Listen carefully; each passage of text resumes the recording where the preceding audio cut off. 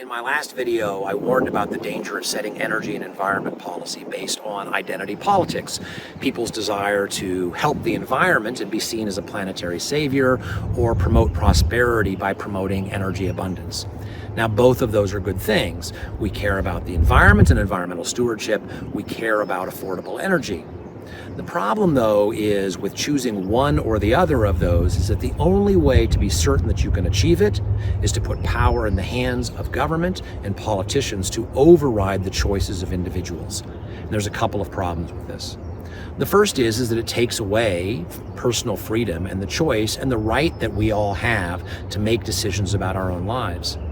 But the second thing is that it's not very effective and it is fragile because those policies are contingent on the next election. If you adopt a policy and then you lose the next election, you risk that entire policy. The better way is to put power in the hands of individuals, people on the ground who can see the problems and the solutions and pay the price for those choices. We know this is also more effective. A study worldwide of conservation projects found that when projects were run by distant central governments and bureaucrats, they achieved their conservation goals only about 20% of the time. But projects run on the ground by people who were close to the problem, who saw those problems, and who paid those prices either for success or failure, were successful 50% of the time.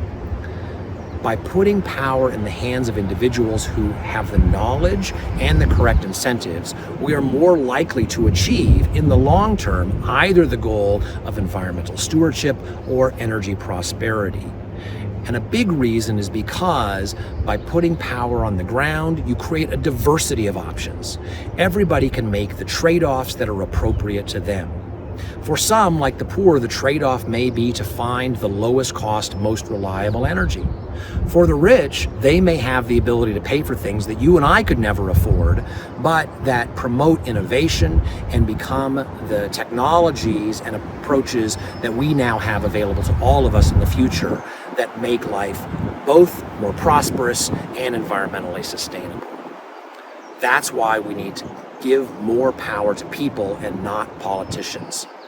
Rather than having politicians make those choices about trade-offs, energy or environment, we need to make those choices for ourselves in ways that are most suited to our circumstances, because not only is that more ethical to give people more power, it's more effective environmentally.